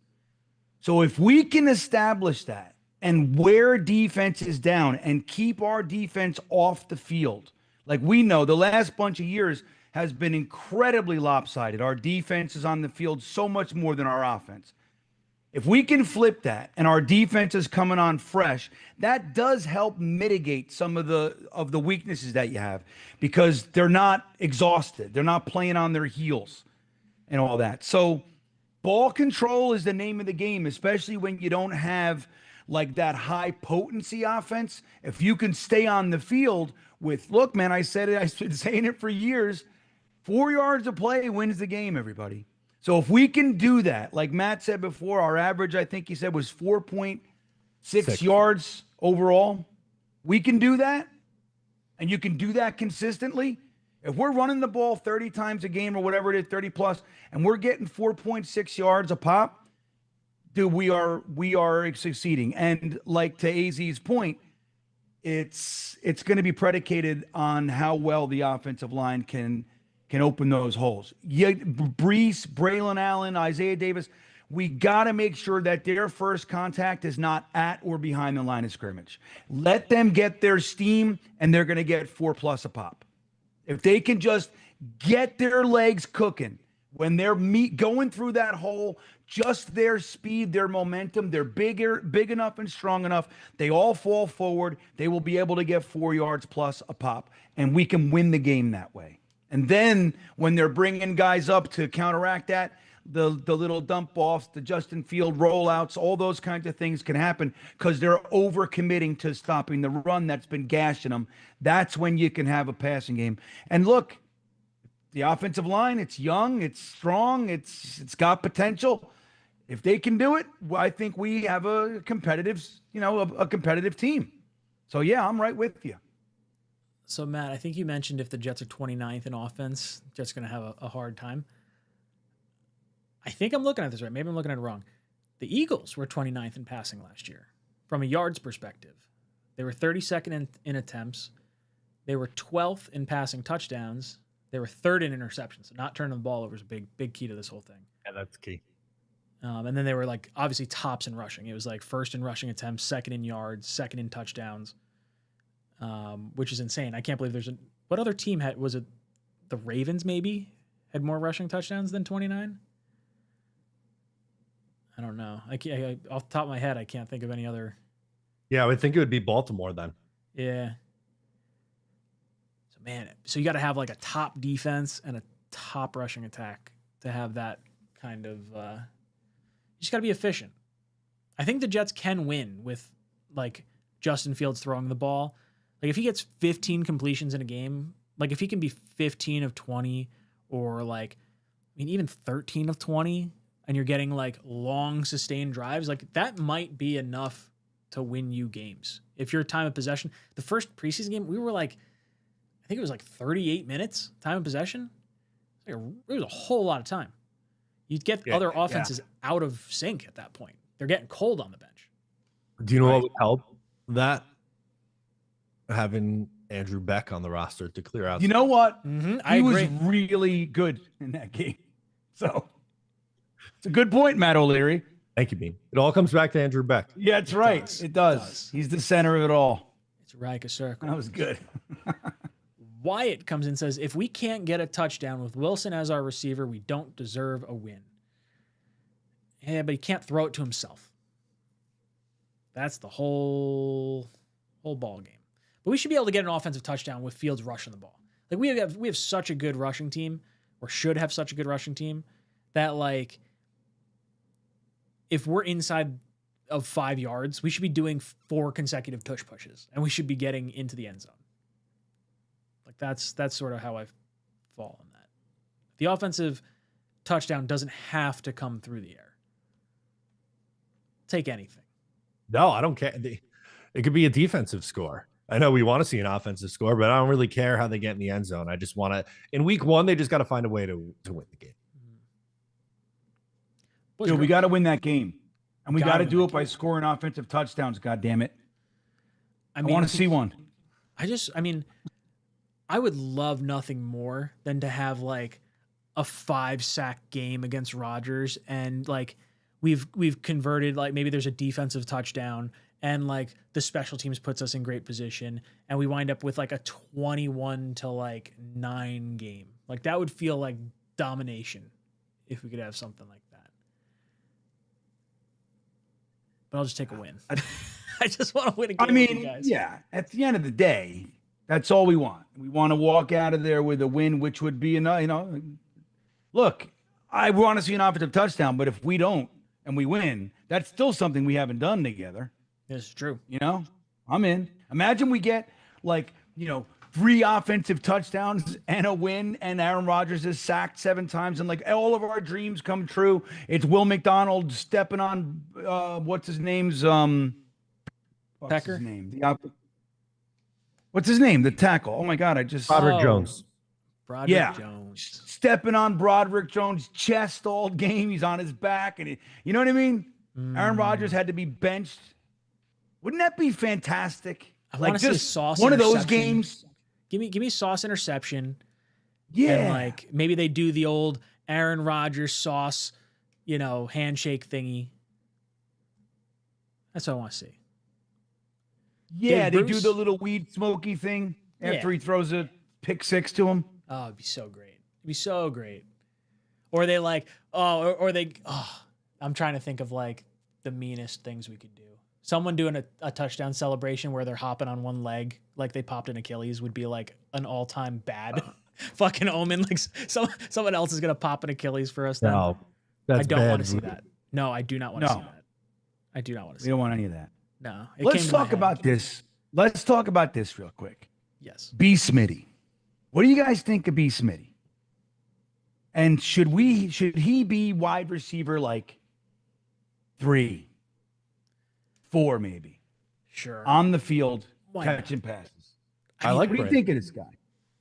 I like him. He made plays. Last preseason, this preseason, at training camp, he's made plays. Dude, all he does is get open and catch the ball when you throw it to him. Right. It's It's like- not sexy. It's not pretty, but he's open. Right? Catches it for 9 yards, and that's it.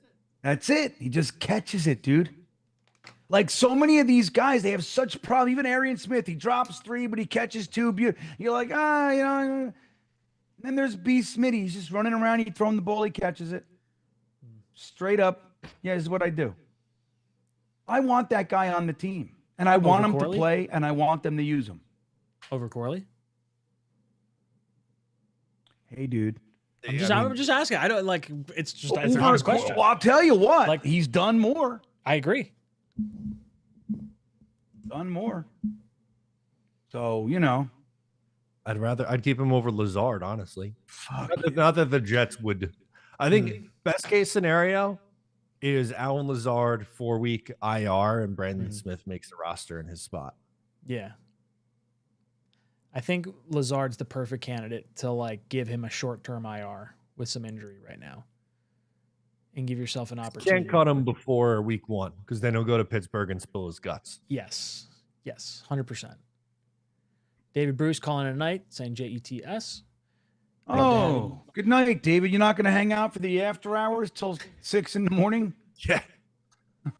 You're watching the sun come up. Jack comes in, says, it hasn't been talked about enough, but we need to have that stadium absolutely rocking week 1. We got to bring the smoke and make it a hostile place. I think when Rodgers comes out of the tunnel, I do think the Jet fans are going to give him hell. And I think if the Jets can provide any type of like spark to get the crowd going, it's going to keep going, and like it could snowball.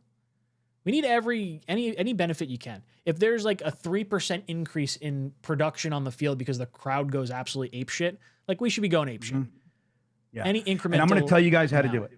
Yep. This is how let everybody in the stadium, anybody who's there. You bang on it and you stay. We did it. We've done it together. Oh yeah. It's good. We got to get the whole crew doing it. Real low and potent. It's scary. Imagine the whole stadium did it. It would be like, what's going on here? Something's wrong. Something very bad is happening in Yeah. Rutherford, New Jersey. Yeah, we got to do that. That's what we got to do. We got to institute everybody. Like when you yell and scream, yay! Like you use your, like you end up losing your voice and it doesn't do anything. It's like, yay! It's all weak and thin. Oh, We need a bunch of clap and bang on vuvuzelas. shit. Huh? We need a bunch of vuvuzelas. What's that? So it's the instrument from, I think it's South Africa that they use. Those Olympics? The soccer horn. It was the World Cup, where it's like that annoying buzz the whole time. Yeah, you're right, dude. I remember that. That was crazy. I remember that. What is that? What is it called? A vuvuzela? A vuvuzela.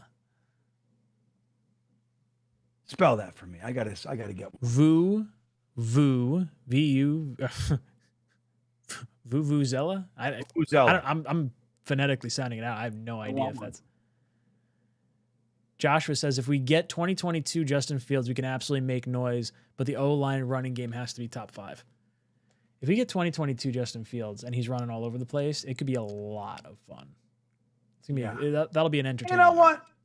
And that's what's good. I'm in. That's what we're gonna do. Like, let's go in positive, everybody. It's the fucking preseason. We're all jacked up. You know what I mean? It's got a new coach, new offense, new quarterback. I mean, we haven't even seen Malachi Corley yet. Like, let's just settle down, go into this season pumped. It's going to be fun. We're going to win. Corley's going to get cut and he's going to go to the Steelers. What's that? Who? Corley's going to get cut. He's going to go to the Steelers. And then we're just going to be like, yeah, and they're going to throw him an opening pass. Yeah, it'll be like, oh, let's just see if we could rip it down the sideline. It's going to be over Sauce. Yep. And we're just fucking run right through Sauce Gardner. Yep. We're just going to hate everything. Yakking it. Glass half empty. I don't want to see it. That's how it goes, right? That's how it goes.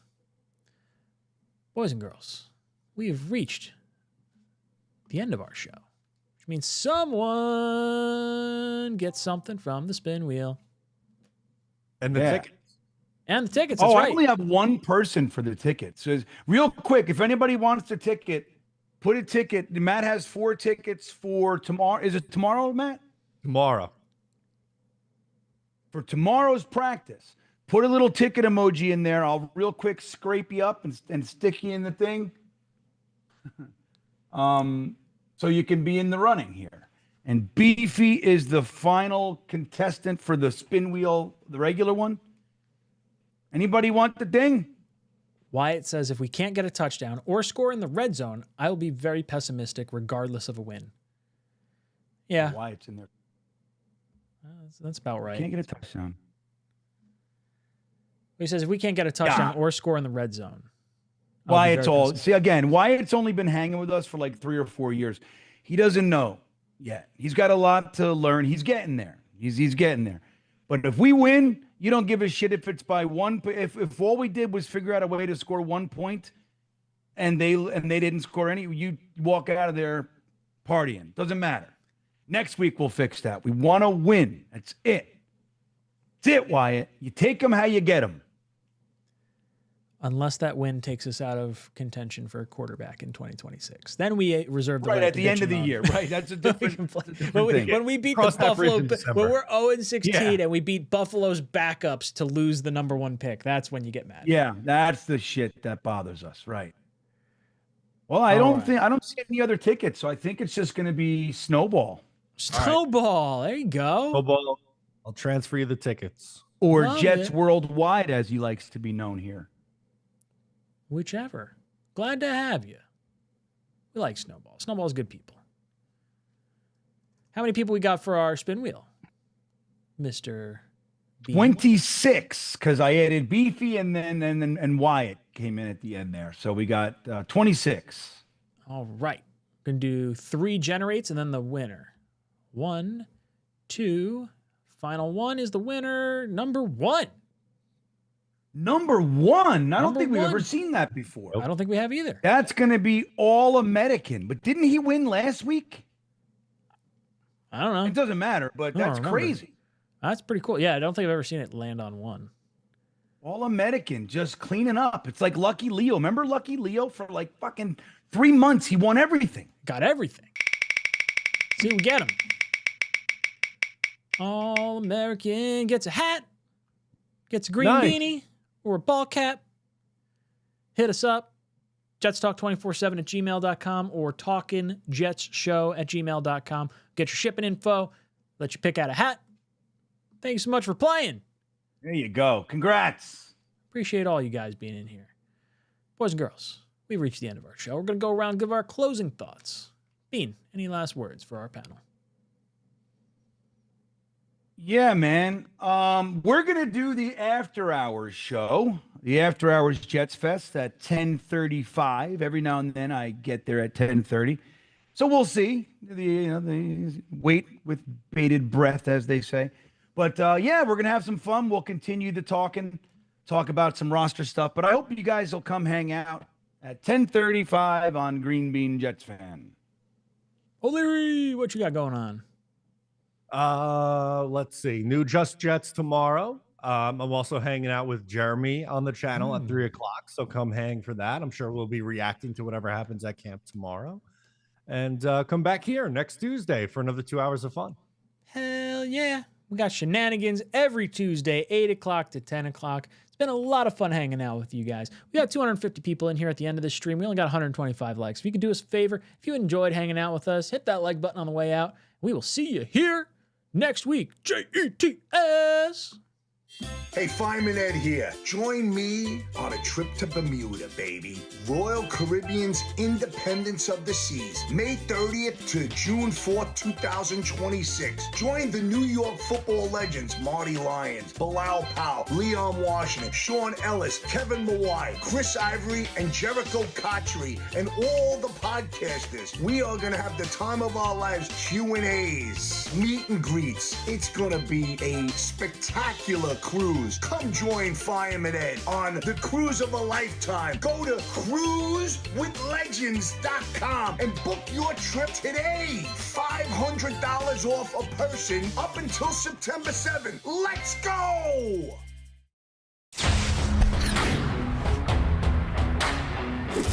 Just go somewhere else. I can't take this nonsense anymore. How are you going to blame the defense? I got the power. Screw Green Bean. Damn it. But once you get to the sausage, I feel like we're doing something. Go Jets.